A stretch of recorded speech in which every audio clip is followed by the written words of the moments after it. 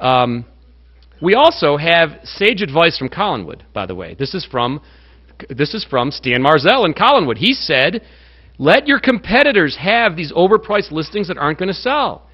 Let them have it. If we're not turning away some business, we're doing something wrong. We don't want to have a listing company with contests to have yard signs. When your car payment is due, you can't take pictures of 14 yard signs and say, I got all these listings, you know, it's going to be great. You got to send them $382, right? So our company has never been a brand image yard sign company. We are transactional. We are looking to create value for clients and find opportunities to do great things for them. Now, once we take that listing or that buyer, we're going to work our butt off and do a great job for them. But we are not focused or mesmerized with convincing people that we're bigger than we are. We're here to make money and be successful. Big difference. You want to take the listing, go ahead. You tell me you don't want it, I support you 100%. And then the last thing that's important, this is a great story. I've got to tell you one more little history thing. In 1963, the Justice Department was chasing Jimmy Hoffa around, and he was the head of the Teamsters Union, and there was this big war between Bobby Kennedy and the Teamsters Union. And so Hoffa had all his lawyers in his office in Washington, and he said, I want a strategy. We got to work together. We got to figure out how to fight the Justice Department. They ordered pizza, and they worked till about 11 o'clock at night. And they all said, well, let's hit it again tomorrow morning. Let's go home.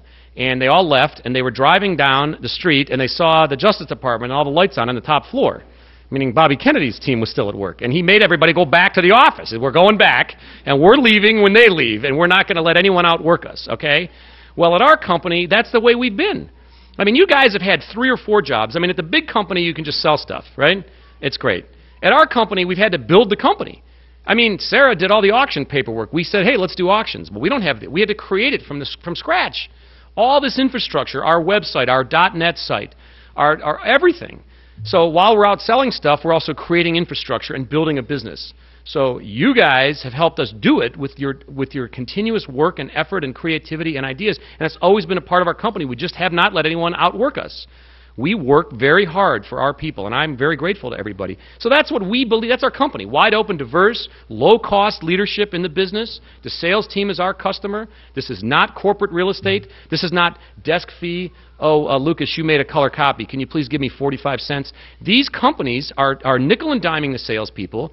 They are asking you guys for all this money so that they don't have to go out and work and build a successful business. They can sit back and make $200 from this and $500 from there. This is ridiculous. So we're in a business that we are focused on the client and transactions. There's a big difference between our company and most of these other players out in the market, and I think we're better. Now, Dan Rather says, dance with the one that brung you, okay? Meaning, you know, we went from 0 to this, kind of keep some of these core principles in mind. Don't go changing things very significantly. So it's good to keep core principles in mind, but we also want to make sure that we adapt and are open-minded and flexible as a company, okay? So let's just talk about, real quickly, we're just going to give you guys just a couple more thoughts about the business. Let's give ourselves a little bit of an evaluation, okay? And I know that the people in the office are probably almost tired of hearing this, but we really do have the greatest mortgage company in the country. I mean, this transcontinental lending helped me, took my worst business mistake, which was starting a rinky-dink Ohio mortgage broker business, okay, and took what has been an Achilles heel for our company, which is mortgages.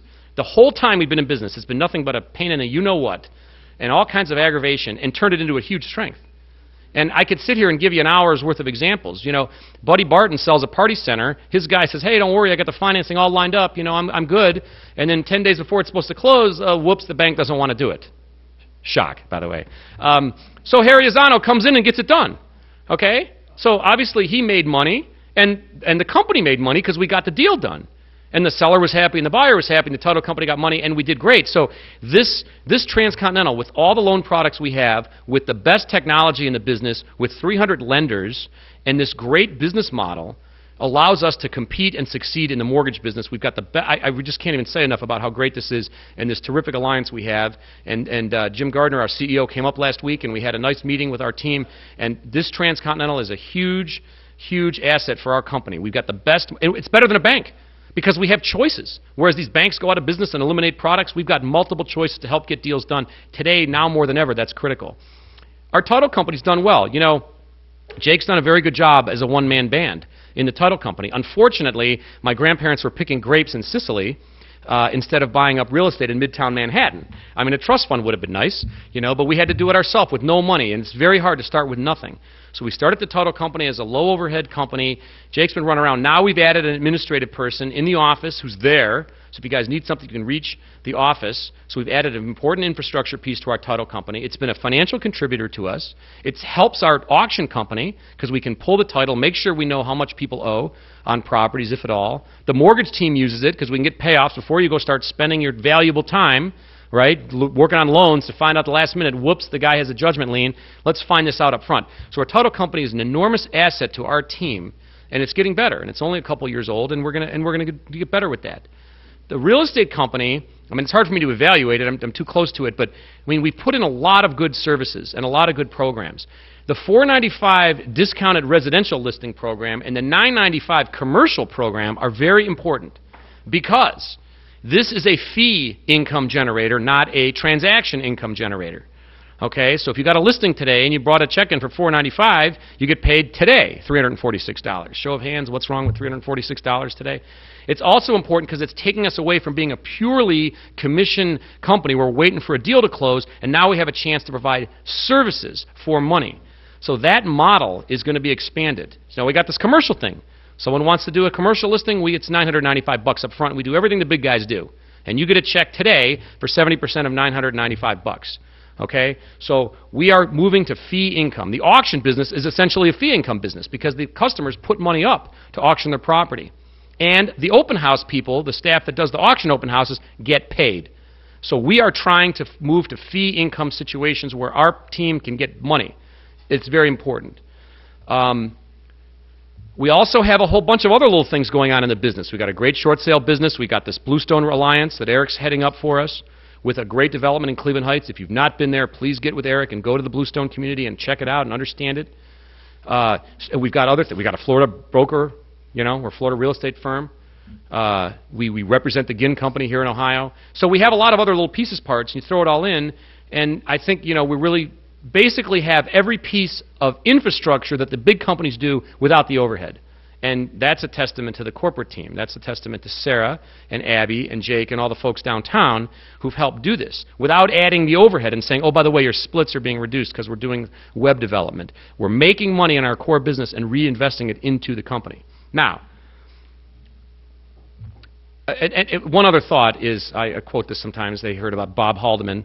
Bob Haldeman said, that's President Nixon's chief of staff, he said, either you get on top of your job or your job gets on top of you. Okay? And one thing about this that's very important is the top producers in our industry really do have a plan, hour by hour, of what they're going to do. Okay? Like Skip Wiley, the CEO of TLG. He's like, Tony, you need to have 2 hours every other day for recruiting. And you literally schedule that. You literally say, fine, I'm going to do that. I'm going to shut the door, turn off the phone, I'm going to do that for 2 hours. Okay? I never got a deal. I never met a client sitting on my couch. Okay? So we have talent and ability. We need to do things. Now, when we're done with this little speech, Sarah and Abby have some ideas, some action ideas. They're all cheap or free of things that you can do. But one thing is go to the sheriff's sales. Go meet the people buying the houses. I mean, do stuff that makes you money. Don't do stuff to make me happy. Don't do stuff for brand purposes. Do stuff to go and meet clients and create value for people. They want to hear from you, but they're not going to knock on your door. And so part of what we need to do is we need to have a little bit better use of our time, being a little more proactive with it. We don't use all the tools we have. You know, the MLS is a tool. You can set up your clients on this auto email. Not enough people are doing it. Not enough people are entering their contacts into our database or using our database. When you have a listing and getting our investor database, hey, I want to know who's been buying Harry King's REO listings. Okay? So let's make sure that we take advantage of the resources we have at the company and get a little bit more on top of our job.